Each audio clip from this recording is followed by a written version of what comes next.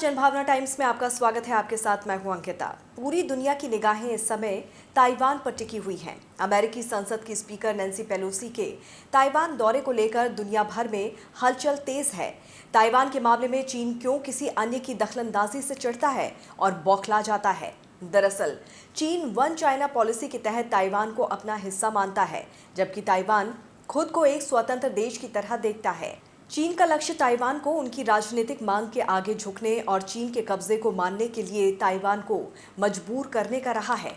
वहीं दूसरी तरफ अमेरिका भी वन चाइना पॉलिसी को मानता है, लेकिन ताइवान पर चीन का कब्जा नहीं देख सकता।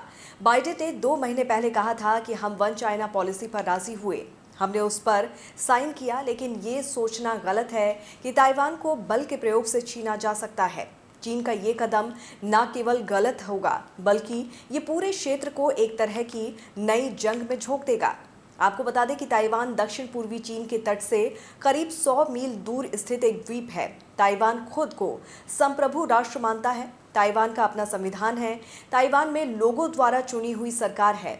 वहीं चीन की कम्युनिस्ट सरकार ताइवान को अपने देश का हिस्सा बताती है। चीन इस द्वीप को फिर से अपने नियंत्रण में लेना चाहता है।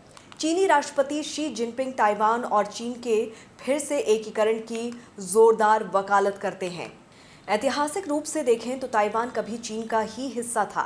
चीन और ताइवान की ये कहानी साल 1644 से शुरू होती है। उस वक्त चीन में चिंग वंश का शासन था और तब ताइवान चीन का हिस्सा था। 1895 में चीन ने ताइवान को जापान को सौंप दिया। कहा जाता है कि विवाद यहीं से शुरू हुआ। 1949 में चीन में गृह युद्ध के दौरान माओ त्से तुंग के नेतृत्व में कम्युनिस्टों ने चियांग काई शेक के नेतृत्व वाली राष्ट्रवादी कामिंगतांग पार्टी को हरा दिया। हार के बाद कामिंगतांग पार्टी ताइवान पहुंच गई और वहां जाकर अपनी सरकार बना ली। इस बीच दूसरे विश्व युद्ध में जापान की हार हुई तो उसने कामिंगतांग को ताइवान का नियंत्रण सौंप दिया।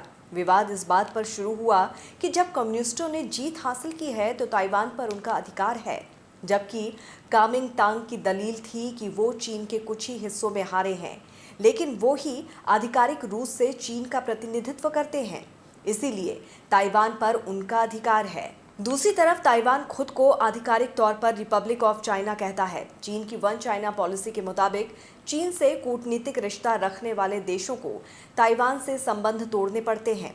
वर्तमान में चीन के 170 से ज़्यादा कूटनीतिक साझेदार हैं, जबकि ताइवान के केवल 22 साझेदार ही हैं।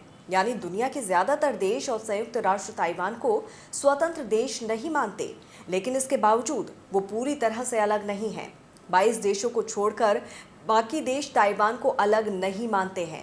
ओलंपिक जैसे वैश्विक आयोजनों में ताइवान चीन के नाम का इस्तेमाल नहीं कर सकता, लिहाजा वो लंबे समय से चाइनीज ताइपे के नाम से उतरता है।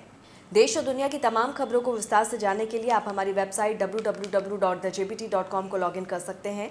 जुड़े रहिए जनभावना टाइम्स के साथ। नमस्कार।